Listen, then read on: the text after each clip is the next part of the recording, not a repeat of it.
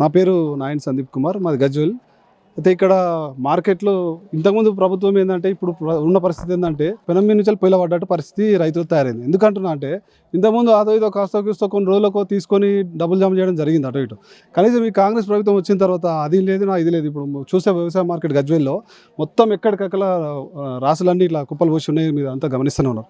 కాబట్టి మేము ఏం చెప్తున్నామంటే, ఈ రైతు ప్రభుత్వం అని చెప్పేసి, ప్రజాప్రభుత్వం అని చెప్పేసి వచ్చిన రేవంత్ రెడ్డి ప్రభుత్వం ఇంతవరకు కూడా ఈ రైతుల పట్ల ఇంత కూడా కరుణ చూపించకుండా రోడ్ల మీద అన్ని రింగ్ రోడ్ల మీద కూడా ఇట్లా వరి రాసులు పోసి ఉన్నాయి, మీరు అందరూ గమనించి ఉంటారు. కాబట్టి వీళ్ళ త్వరితగతిన ఇవి తీసుకుంటే ఇప్పుడు నెత్తిమీది కాలం వచ్చింది, వర్షం రేపు ఎల్లుండో పడే పరిస్థితి ఉంది. అంటే ఇప్పటికే గోసపుచ్చుకొని ఉన్నది ప్రభుత్వం అంతా, రైతులకు అయోమయ పరిస్థితి ఉంది.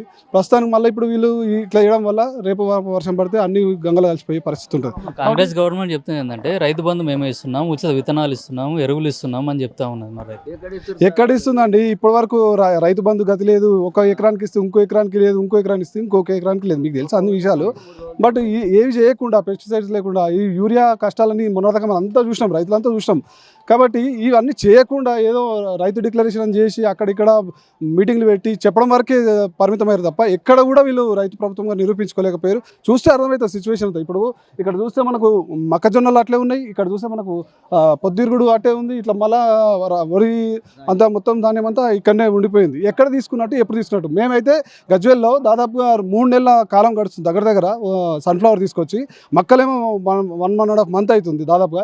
ఇప్పుడు నెల రోజుల సంది ఇవి వడ్లు వచ్చేసి మార్కెట్లు ఉన్నాయి. ఇంతవరకు తీసుకున్న పాపాన పోలేదు. నిన్న కలెక్టర్ గారు వచ్చి మేము ఏదో ఇక్కడ బీజేపీలో వచ్చి ఏదో చేస్తారు, మీటింగ్ పెడతారని చెప్పి హుటాహుటిన మేడం సందర్శించి ఇక్కడ ఉన్న అధికారులందరినీ వెంటనే ఇది కాల్ చేయాలి, మార్కెట్ మొత్తం కాల్ చేయాలని చెప్పి వాళ్ళకి ఆర్డర్ ఇవ్వడం ద్వారా ఇవాళ 3-4 ట్రక్కులు నింపి బయటకు పంపించడం జరిగింది. ఇప్పటిదాకా ఒక గతి లేదు. నిన్న మొన్న ఒక ట్రాక్టర్ ఒక లారీ లేదు, ఇక్కడ ఏది లేదు, లేబర్ లేదు, ఏది లేదు. ఒక ఫ్యాన్లు చూడండి ఒకసారి, ఆ జల్లిపట్టేటి నిన్న మొన్న రూమ్లోనే డస్ట్ పెట్టున్నాయి. ఇప్పుడు ఇలా తెచ్చిపెట్టారు.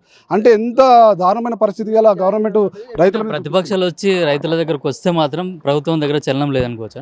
అంతే. ఇప్పుడు ఒక ప్రతిపక్ష నాయకులుగా వీళ్ళు బీజేపీలో వస్తారు కాబట్టే వీళ్ళు ఇలా హుటాహుటిన అధికారులందరూ వచ్చి ఇమీడియట్ ఇక్కడ యాక్షన్ చేయడం జరుగుతుంది తప్ప ఇవాళ మరి ఇవాళ వరకు అయితే కొన్ని సంచులు అయితే నింపడం జరిగింది. మనం చూస్తున్నాము. నిన్న వరకు ఇవన్నీ రాసులు ఉండే. సో ఇప్పుడు ఈ రోజు ఇది మీటింగ్ ఉంటుందని చెప్పి వచ్చి నింపడం జరుగుతుంది. మరి రేపు ఏం చేస్తారో తెలియదు. అంతే, రైతు అంతా భయాందోళన ఉన్నారు. వీలైతే రేవంత్ రెడ్డి గారు మీరు ఇమ్మీడియట్గా వ్యవసాయ శాఖ మంత్రి ఎవరైతే తుమ్మల నాగేశ్వరరావు ఉన్నారో వాళ్ళకి విజ్ఞప్తి చేస్తున్నాం, రైతులకి అరిగోస ఉంచుకోకుండా ఇలా వర్షం రేపు మాపు పడే పరిస్థితి ఉంది.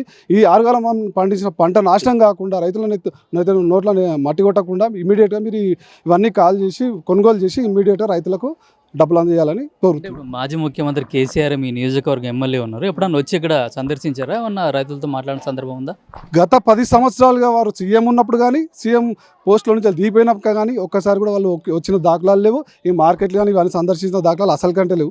వేల మీద లెక్క పెట్టుకునేటట్టు 2-3 సార్లు ఏదో అక్కడికి వచ్చి 2-3 బిల్డింగ్ ప్లానింగ్లు అవన్నీ చేసేసిపోయింది తప్ప వారు చేసింది ఇప్పటికే గజ్వేల్కైతే ఏం లేదు. ఒక 2 రోడ్లు, ఒక 2 భవనాలు, లేకపోతే ఇవి ఇతరత్ర కొన్ని ఇన్ఫ్రాస్ట్రక్చర్ ఏదో చేసిరు తప్ప ఎంప్లాయ్మెంట్ చేసింది లేదు. రైతులకు కూడా ఇక్కడ గజ్వేల్లో ఎక్స్ట్రాగా వారు ఏదో చేసింది అయితే ఏం లేదు. ఒక 2-3 అవి కట్టించి పెట్టిరు గోదాంలో, అవి తప్ప వాళ్ళు కూడా రైతులకు చేసింది ఏం లేదు. బీఆర్ఎస్ నాయకులు కూడా మేము రైతుల పక్షపాతి ఉన్నాం, రైతులకు మద్దతు ఇస్తామని చెప్పేసి కూడా వాళ్ళు కూడా అంటున్నారు. మరి ఎప్పుడన్నా వచ్చి కలిసిరా మిమ్మల్ని? అసలు ఎక్కడండి? ఇప్పుడు రైతులు 3 నెలల నుంచి ఇక్కడ వడ్లు కానీ, సన్ఫ్లవర్ కానీ, మొక్కజొన్నలు కానీ తీసుకొచ్చినప్పుడు వాళ్ళు కనీస వాళ్ళు ప్రతిపక్ష నాయకులు ఉన్నారు కాబట్టి, అసెంబ్లీలో సెకండ్ లీడర్గా వాళ్ళు ఉన్నారు కాబట్టి వాళ్ళు చర్యలు తీసుకునే పరిస్థితి ఉండాలి. ఇప్పుడు ఈవెన్ కేసీఆర్ గారు కూడా ఒక్కసారి గజ్వేల్ టౌన్లో కానీ, గజ్వేల్ నియోజకవర్గం పర్యటిస్తే తప్పే ఉందండి? మేము ఏమడుగుతున్నాం? మేము గొంతెమ్మ కోరికలు కోరుతున్నామా? రైతులకు నష్టం జరుగుతుంది. ఇక్కడ గజ్వేల్లో అన్ఎంప్లాయ్మెంట్ బాగా పెరిగిపోయి యువకులంతా రోడ్ల మీద కూడా తిరిగే పరిస్థితి ఉంది. లేకపోతే బస్ స్టాండ్ లాంటివి అన్ని కొంచెం ఇన్కంప్లీట్ ఉన్నాయి. తర్వాత అండర్గ్రౌండ్ డ్రైనేజీలు లాంటివి, రోడ్లు లాంటివి కొన్ని, ఇంకా ఈ ప్రజ్ఞాపూర్ నుంచి గజ్వేల్కి వచ్చే రోడ్ అయితే అద్భుతంగా తయారై యాక్సిడెంట్లు అయి చనిపోతా ఉన్నారు. రింగ్ రోడ్ ఒకటి కూడా ఇన్కంప్లీట్గా ఉంది. మరి ఒక్కసారి వచ్చి విజిట్ చేస్తే వాళ్ళు వచ్చినంతకన్నా పని అవుతుందని మాకు నమ్మకం ఉంది. వారు రాకపోవడం వల్ల ఈ పనులన్నీ ఇన్కంప్లీట్గా ఉన్నాయి. వీటికి రారు, కనీసం రైతుల గోస తీర్చేదానికి రారు, ఓట్ల కొనుగోలు చూసేది లేదు, ఇంకోటి ఒక క్వశ్చన్ అడిగేది లేదు. అసెంబ్లీలో పోయి ఒక సంతకం పెట్టొచ్చేది శాలరీ కోసమా? మీకు శాలరీ కోసం మేము ఇక్కడ ఎమ్మెల్యే గెలిపించుకున్నామా? ఇంత జనాలను అంతా ఇబ్బంది పెట్టి మీరు అసెంబ్లీలో కూర్చోవాల్సిన అవసరం ఉంది. ఇమ్మీడియట్గా రిజైన్ చేయరు. వేరే వచ్చే ఎమ్మెల్యే గెలిచి